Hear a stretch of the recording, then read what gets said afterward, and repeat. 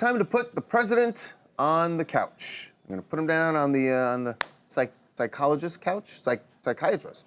Psychiatric couch. The psychiatric couch? Or the psychological couch. All right. Well, anyway, we want to figure out, I mean, we had an idea. We wanted to figure out what motivates him to attack like a 16-year-old girl.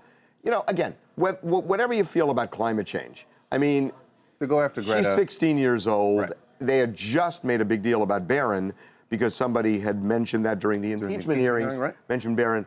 By the way, which is legit. Yeah. And so, you know, when you go after him and you go after the FBI director and you go after everybody that he's gone after, what's behind it? I mean, there's something behind this. This is not just kind of mindless chatter. There's something going on. So we got the president to meet us at a... No, I'm kidding. No, that's not true. So we got Dr. Jen, who stars in couples therapy, as you know. Really accomplished, smart person.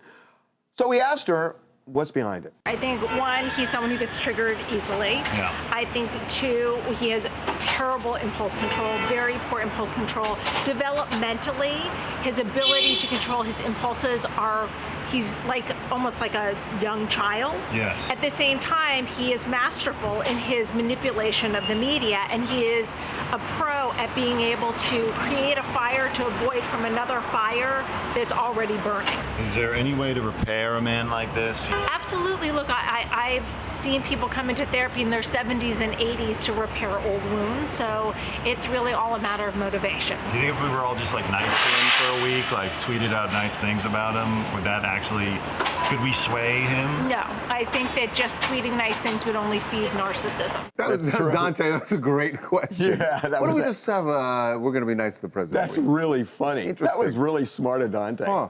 No, I think that's a great question because a lot of people, it's interesting as well, because if you look at Nancy Pelosi, for example, she has been probably the biggest opponent of President Trump, right?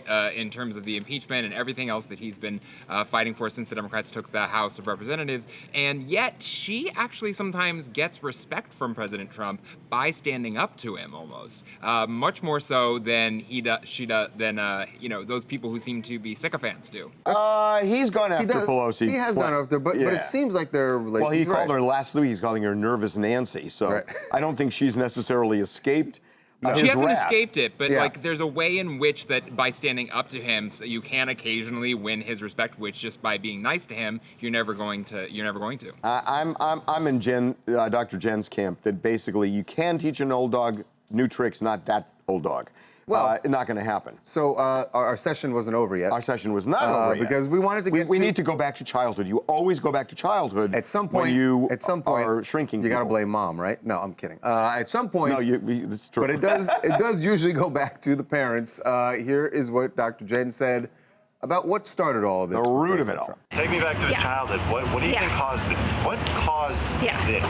Well, look, it could be any kind of verbal abuse, emotional abuse, neglect, a lack of boundaries in a family. There's a certain decorum in each family of how we act. There's certain lines that we don't cross. If you come from a family where it's appropriate, you think, to insult a 16-year-old or pick on someone, you're going to do it in your life in other areas.